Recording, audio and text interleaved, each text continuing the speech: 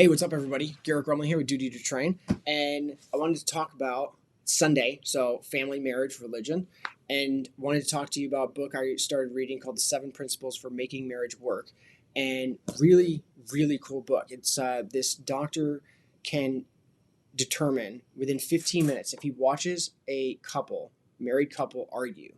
He can determine within 15 minutes with a 91% accuracy rate whether or not they're going to get divorced down the road. And the reason he does that, or the way he does this, is he can tell there's like signs about how you talk to each other. And it basically just shows if there's an underlying level of respect and friendship in the marriage. And so he starts off the book with all the bad signs and then goes into the seven principles of how to make a marriage work. And so I'm going to just go over the bad signs quickly. One of they're called the four horsemen, and then there's a couple other things, but the four horsemen are criticism, contempt, defensiveness, and stonewalling. So criticism, someone comes home from work and yo, you're so lazy. If that's how a conversation starts off, terrible.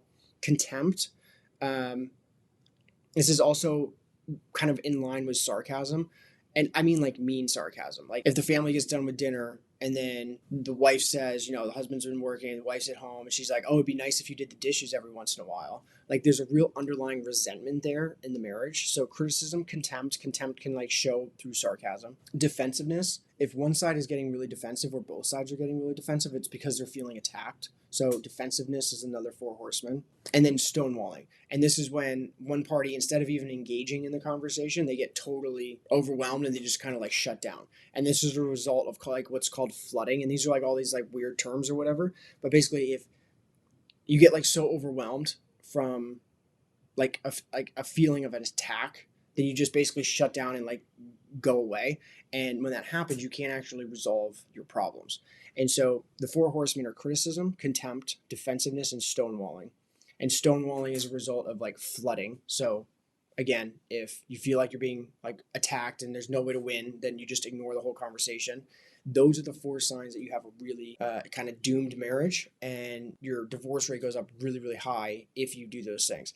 However, and this is interesting, is it drops precipitously. The amount of people who get divorced drops precipitously if you have this one thing.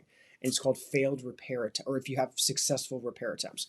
And basically, if you start having like a really bad conversation, if one person in the relationship says, hey, I need a second, like let's come back to this. If you can do that successfully as a couple, your marriage success rate skyrockets. Even if you show all four of the four horsemen, if you can have successful repair attempts to repair the conversation, then your divorce rate goes way down. The success of your marriage goes way up.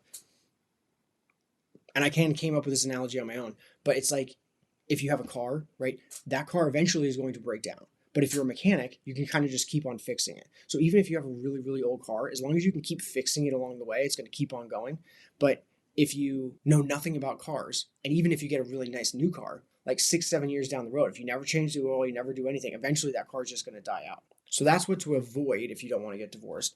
And then he goes into, John Gottman, PhD guy, goes into what you want to do in order to kind of foster your friendship, like grow a deeper love for each other. And the first principle for making marriage work is called enhance your love maps. And basically this just means know everything about your spouse. Like you should know what's going on at work. Is there anybody at work who's stressing them out? And you should know their names. Like when they order a salad, you should know exactly what dressing, right? Because like that's you engaging with them and like knowing about them and caring about them in order to enough to know everything about them. So you just need to make a constant effort to know everything about them all the time. This guy talks about how he worked with a psychologist and she wore a Bugs Bunny lapel on her jacket whenever she worked with couples because she basically said, and she prescribed to what this guy says, and she said that, you basically just have to, in your marriage, say, what's up, doc? What's up, doc? Because you have to constantly check in and be like, hey, how you doing? What's going on? What do you like? What are you dreaming about? What are you stressing about? You should know all these things. It shouldn't just be like this thing that you just kind of think It's like actively try to engage with your spouse, and that'll bring you way closer together. The second principle for making marriage work is nurture your fondness and admiration. And there's some questions and kind of games in here that you can do to do this. But my wife and I just had a date night last night, and we did this. And one of the questions was discuss how the two of you met and got together. What were your first impressions of each other, and what made your spouse stand out? That's the first one. Second one, what do you remember most about beginning to date? What types of activities did you do together? What were some of the highlights? And my wife and I met in San Diego, like really great place to fall in love. And we have so many memories, but we don't really ever like think about like kind of where we start and how far we've come. And we've built this beautiful, beautiful life together. And like just kind of thinking back on that alone, like I mean, there's so many other like things in the book that just on this one topic of nurturing your fondness and admiration, but just like going back and remembering like why you fell in love and like talking about that for like a date night. You don't have to do it every date night, but it's a cool thing to go back and then like afterwards, I just felt much closer to her after like literally talking about how we fell in love. And we just set up all our Christmas lights last night, and we're sitting in like our beautifully lit, decorated living room, and I'm talking about how I like fell in love with my wife. Like, how do you not get closer to your spouse when that's happening? Like, there's no way you're not going to. And so nurture your fondness and admiration. And the third principle, and this is the last one I got to, but it's turn towards each other instead of away. And so what that means is basically every time the other person makes a bid for your time, like, hey, what were our plans today? I thought we had something. You're like, oh, I'm not really sure.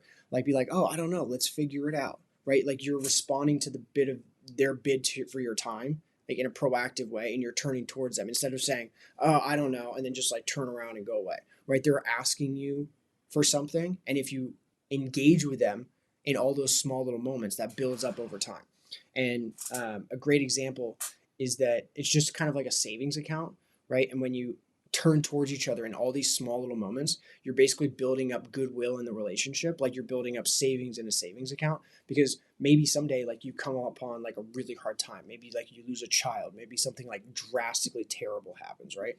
But if you have all this goodwill built up in your relationship, then that can like spill over, and you can like pull from that goodwill that you've built up over the last like 5 years and all these like good memories. But if there's kind of like almost an underlying resentment, it doesn't even need to be bad.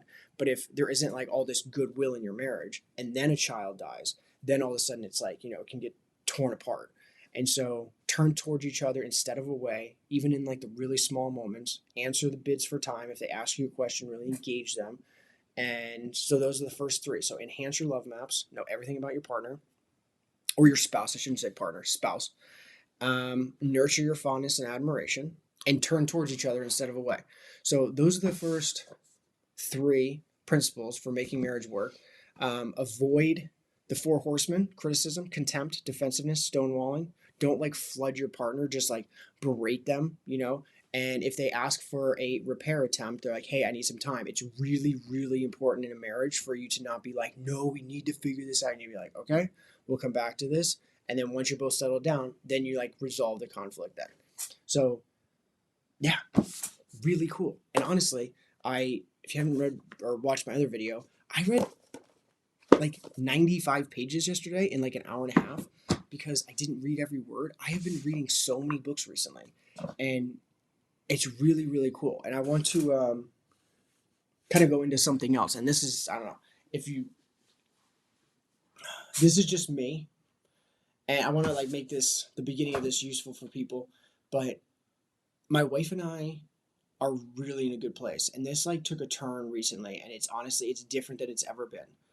And it's really hopeful. Like last night we had a date night and we made dinner. We made this chicken cordon bleu with these creamy sweet potatoes. Oh my gosh, dude. So good.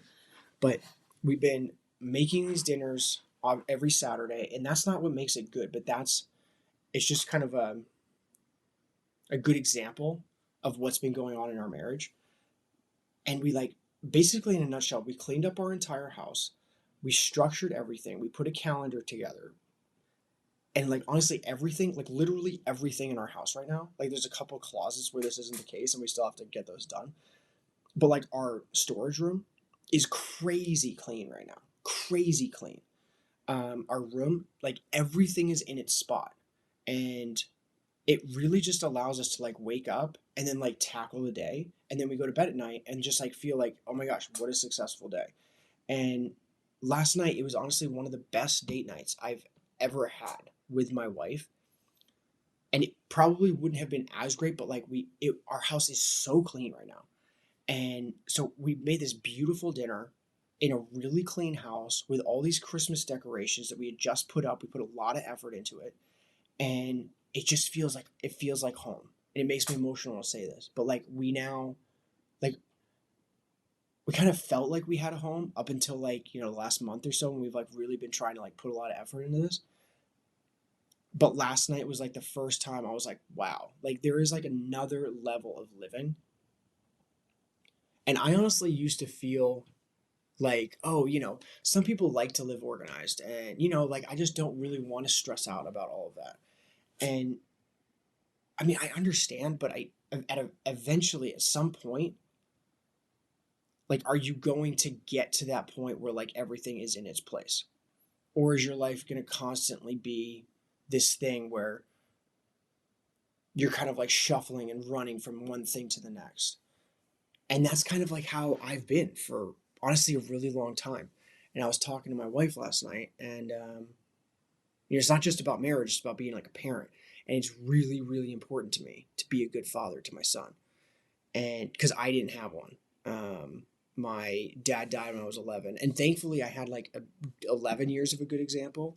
But when I was going through like my hardest times after losing him, and then as a teenager and a young man, like I didn't have like a male role model like that. And I have a really great stepdad, but we weren't close during those times, and so he didn't really like help raise me in that way. And he's a really good guy, but we just didn't have that relationship then. And so I was really close to my brother, but then he died like a year and a half ago. Sucks. But I've basically just had to figure out how to be a man on my own. And I told myself that like if I ever had a son, like I wouldn't be a bad dad, you know? And for like the first time in my life, like I really can say this, like if I, and not if, like that's the thing, it is different this time, and I know it because like I go upstairs and I am like happy. I look at my house and stuff, and it's like everything is in order, and all I have to do, like I'm gonna have bad days, but as long as I structure myself, like I'm doing this, it's like, I mean it's 7 o'clock in the morning, but I woke up at 5, snoozed a couple times, should have just gotten up and working on that. But normally I wake up at 4 every day. Like the past like couple months, I've been waking up at 4 every single day, and like I'm slowly like building these routines and stuff. It's not perfect, and it's getting even better in the past like 2 weeks than it was 2 months ago. But like I'm like getting there. I'm getting better, and I told myself that if I ever had a son, and like my daughter's also very important to me as well. But I just know personally what it's like to grow up and not have a good male role model, because I didn't have one. And I guess I had lots of good male role models, but there's a difference between having a good male role model and then having a dad and a good one. And it's the reason that dads are so important, and moms are too. And I'm not taking that away. I'm just saying that I can't do anything about being a good mom. The only thing I can do is be a good dad, and I'm doing that. And my wife and I were just talking about, you know, our son and our daughter and what they need from us and what they're going through right now, and how we feel like they might be struggling a little bit in some ways, and how they're doing really well in other ways. But because everything in our life is exactly where it should be, like in our house, you know like everything's structured. Like we put everything down on a calendar. Everything that needs to get done gets put on a calendar. And then when we go to sleep at night, like last night when we were talking about our kids, nothing else was in my mind because everything had gotten done. And not everything that needs to get done was done, but I did everything that I could have done up until that moment.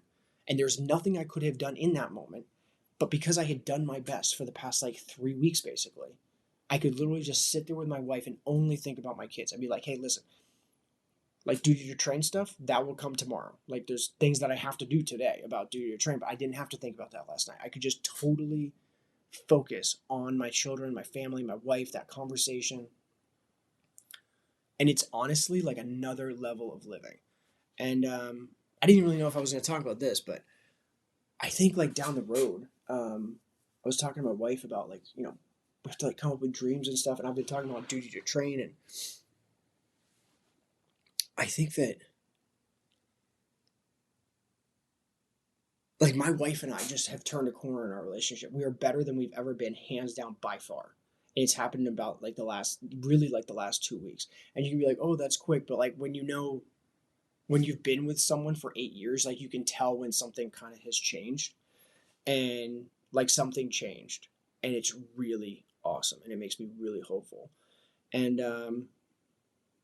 where I was going with that is that I think like down the road, like I've been trying to think like how like businesses, like what businesses can I create, and having a business where like I show other families how to do this. Like I have to really kind of work out all the kinks myself, but I have like a business mentor, and I think that honestly, mentors are like one of those things that people are like, oh, you have a mentor, like you pay someone to be a mentor, like, you know, but so many people just like go through life and they're just like grinding and there's no structure and like their house is dirty and like all these different things, and like my wife and I just got to the point where like, okay, this is like enough, you know. But one of the things that's helped is I have this mentor, Chris. Just leave it at that because I don't know if he wants to be like totally associated. I don't think you have a problem with it, but um, there's been times when like I feel like dude, your train is not going to be successful. And he's like, dude, you're not failing. You're just learning how not to do duty to train, you know? And a lot of people I feel like just need that in life in general. And so maybe down the road, I'll have like duty to train, but then have it like be like this all encompassing thing, kind of like this channel where it's like, what are you doing for your marriage? What are you doing to be a better parent? What are you doing to like self defense goes into that? Like you have to make sure you can protect yourself. Like that's a super important part of being a well rounded person. But I think like if I can really become like a well rounded person, um, like creating a business to show other people how to do that, I think would be pretty cool. I mean, the first step probably would be like write a book, but I'm not like thinking about like doing that right now because I have to like really nail it down myself for like probably like 2 or 3 years and then be like, okay, this is what I did. These are the steps I took. This is where I got to. This is how you can do it. But I will say this, free advice. The best thing you can do is not just clean up your house. This is, I don't know, for me, people have to say certain things in a certain way for it to really click with me. And it's not just cleaning up your house, it's putting every single thing exactly where it should go. Like when you pick up a book and then you put it down, right? Like, should that book go there? Or is it like a history book and it should go on a different shelf? Like, literally put everything where it's supposed to go. And then once everything's totally in its place, then you don't have to worry about home anymore. And then you just focus on the next thing. Like, okay, is your office at work like structured? No, okay, go structure that. And then start like just kind of cleaning everything up. And as you start cleaning everything up, then you can really start focusing on the other things. And like tomorrow I have to drop off some skis and boots to get them fitted so we can go skiing. um, but I can focus on that because kind of everything else is taken care of, so I'll do that and that'll be a check and I'll get that done and then I'll go pick them up and then that's done. It's like just piece by piece by piece, and then finally eventually like things just really start like pulling together. And it's like next level living. And it's the reason that I think, if you ever see a really successful person, they don't have messy houses. Like they are structured, everything's in its place. You just don't see successful people with messy houses unless they got like kind of like lucky or they're like, tech bros or whatever. But I think even then, tech bros, if I came into a lot of money at 25, if I was like bet right on crypto or whatever, then that would be one thing. But 30 years down the road, after I have kids and a wife and stuff, like I would eventually get structured. So I'm not saying like just financially successful people, but I think like really like happy people, like really happy people. I don't know. Maybe I'm like, I can just speak for myself. It has made my life so much better. So next level living, I am telling you. So until next time, yeah, stay safe, live free. If you haven't cleaned up your house, I am telling you, next level. And then do a date night with your wife or your husband. Make a dinner together. One of the best date nights ever. Amazing. Until next time, stay safe, live free, and I'll talk to you soon. See ya.